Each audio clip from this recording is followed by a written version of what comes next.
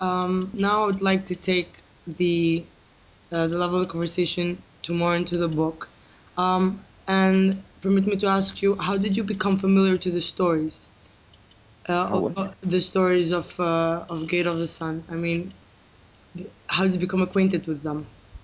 No, the stories are my. I mean, it's just my life story. I mean, I spent more than 20 years in the Palestinian struggle. So, and I lived in the camps, Hmm. and so these are part of first of all, part of a life experience which I went through. On one hand, on the second hand, in order to write this book, actually, I didn't want to write the story of the Nakba. Actually, the problematic was to write a love story. And I thought that the love story between Yunus and that the story of Yunus and Nahila is a very beautiful love story. Yes. But in order to build this love story, I had to make it possible. I found myself obliged to rebuild the whole Palestinian Nakba of 1948 and its consequences. So I spent something like 7 years more working, trying to hear people. I will not say I collected stories. More, I collected atmospheres, let's say, and spending a lot of time in the camps of Shatila and Burj al-Barajni and Al Hilwa in Lebanon.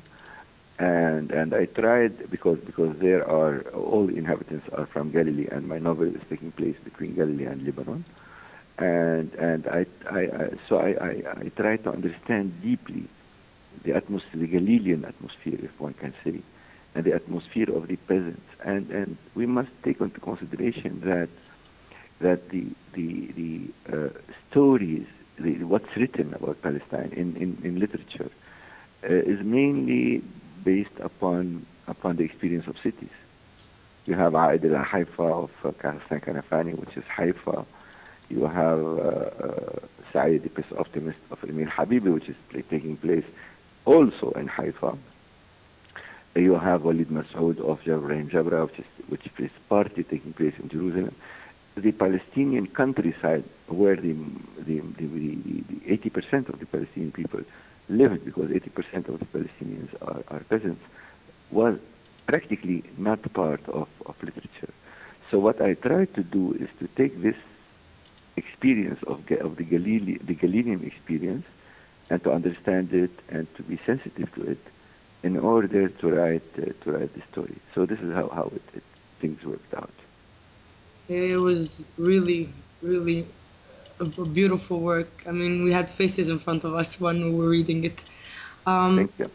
While I was reading, there is something I read, of course, when Khalil was talking to Yunus in the hospital of Galila, and he was saying, "This isn't a hospital; it resembles a hospital. We're in a semblance of Beirut. We're a semblance of a house, not a house." Do you think the Palestinian resistance is just a semblance of a resistance at this point? This is a very tough and hard question. No. I think that the Palestinian, on the contrary, I think that the Palestinian struggle is one of the most terrible, tough struggles in the history in all the anti-colonial history of the third world.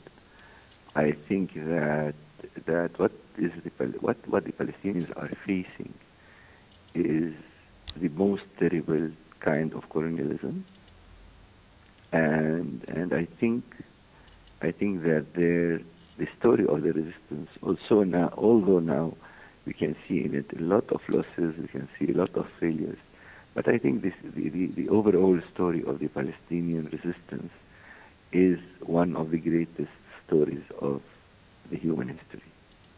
I really, every day when I follow what's going on now, especially in the occupied territories, especially in Jerusalem, especially in the struggle against the wall, when I see how the Palestinians are living and inventing life in the refugee camps, I feel great, great admiration to a people that recreated its country through words, and that is trying to make words political realities, although it's a very difficult job. In the context of what you just said about how Palestinians try to the words of their suffering and what they're going through to make it a political reality. Again, in the book, with the beautiful scene of the oranges, where Eunice gets mad and tells Khalil that we have to eat the oranges because we have to consume Palestine. We don't have to let Palestine consume us because the homeland is us. How far does that get us from the reality of taking our land back? I mean, how much is the Palestinian identity more of a Palestinian in words than being Palestinian in the country, the way things have turned out to be?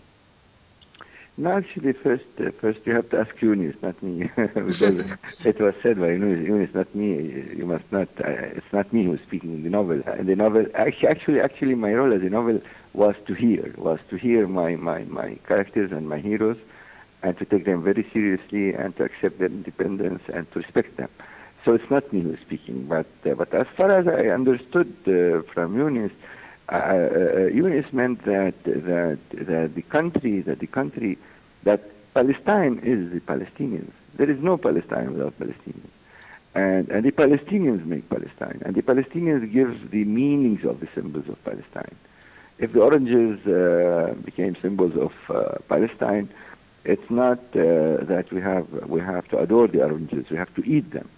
We have to eat our symbols in order to go directly to our reality. And this is how I understood Yunus, and this is what actually Yunus tried to do all his life.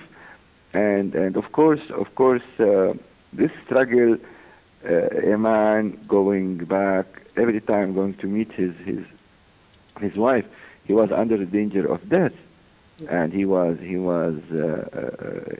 knew that, and he continued to go. I think a man like that is a man who appreciates life and love, and for him Palestine is this combination of the two. So and in this sense, I hate personally as a writer, I don't like symbols, and I think life is much more is richer than any symbol. Life itself is the enjeu of literature, not the symbols of life. And thus we can understand Yunus's a relationship with Nahila on one hand, with Palestine on the other hand, and with his death, a long death, actually, which will end by Khalil adopting the whole story of Yunus, and Khalil walking, the way Yunus used to walk, as if the story is just beginning when it ended.